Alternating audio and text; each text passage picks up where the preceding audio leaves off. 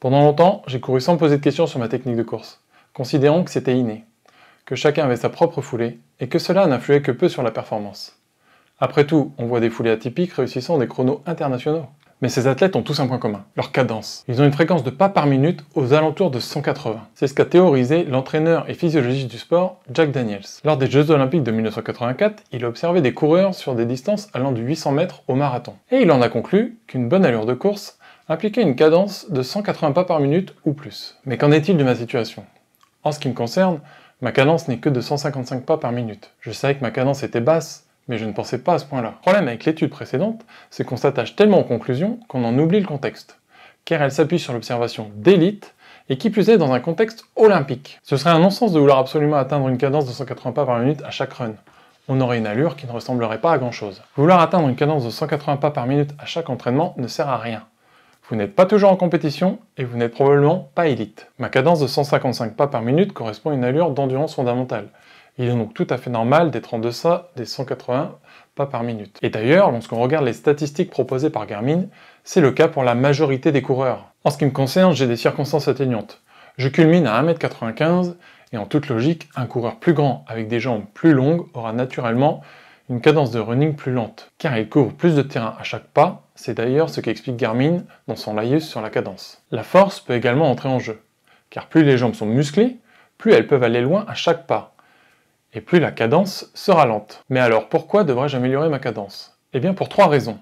Moins de blessures, plus de vitesse et une meilleure économie de course. Du point de vue des blessures, si vous ne vous blessez pas, 3 options. Soit vous faites les choses bien, dans ce cas-là, continuez, soit vous avez la chance de votre côté, on croise les doigts pour que ça dure, soit vous ne vous entraînez pas assez. Non pas que se blesser est une fin en soi. Ah, c'est bien, tu t'es entraîné dur, tu t'es blessé. Non, mais plutôt que la recherche de performance augmente mécaniquement le risque de blessure.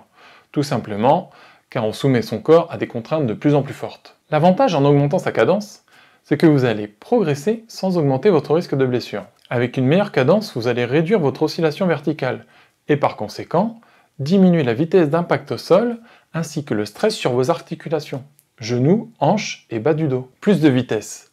Si je fais des petits pas, je pourrais aller plus vite.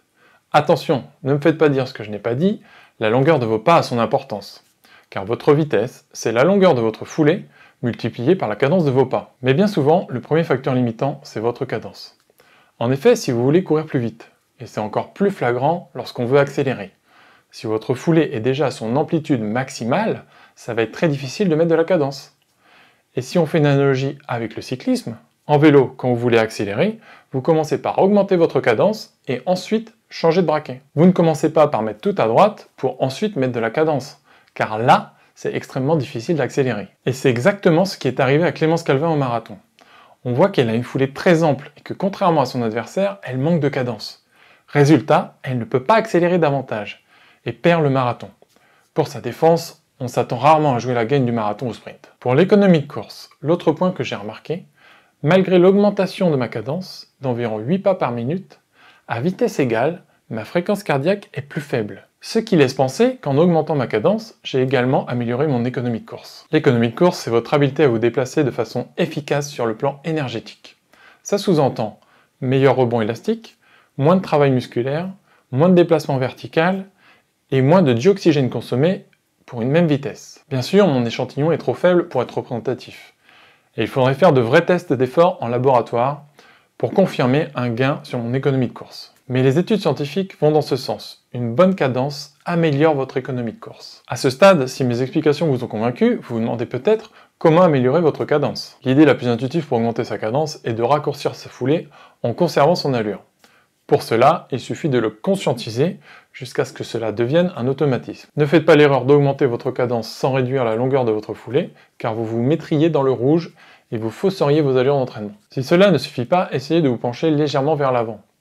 Il ne s'agit pas de se courber, mais d'avancer légèrement les épaules de façon à déplacer votre centre de gravité vers l'avant, ce qui mécaniquement forcera une prise d'appui plus courte. Dans le même ordre d'idée, vous pouvez vous entraîner dans une légère montée. 2 à 3% suffisent largement. Même principe, cela permettra au pied avant une prise d'appui plus rapide. Si vous n'avez pas le rythme dans la peau pour caler vos pas, vous pouvez utiliser des aides extérieures, telles qu'une application de métronome sur téléphone. Si vous avez une montre de sport, elle a peut-être une fonction métronome. Il existe également des playlists intitulées 180 BPM, voici ce que ça donne.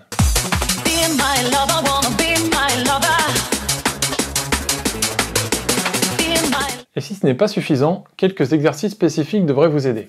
Par exemple, l'échelle de rythme, bien connue dans les sports de changement d'appui. Ou pourquoi pas, de la corde à sauter. Après tout, la course à pied n'est qu'une succession de sauts vers l'avant. Quel que soit le travail choisi pour augmenter votre cadence, allez-y progressivement. J'ai voulu directement dédier des séances entières à augmenter ma cadence. Résultat, j'ai eu pas mal de courbatures suite à mes premières sorties cadencées. Vous l'aurez compris, performance rime avec cadence. Un petit pas pour l'homme, un grand pas pour votre course à pied. Si la vidéo vous a plu, pensez à liker et à vous abonner pour ne rien rater des prochaines. À bientôt!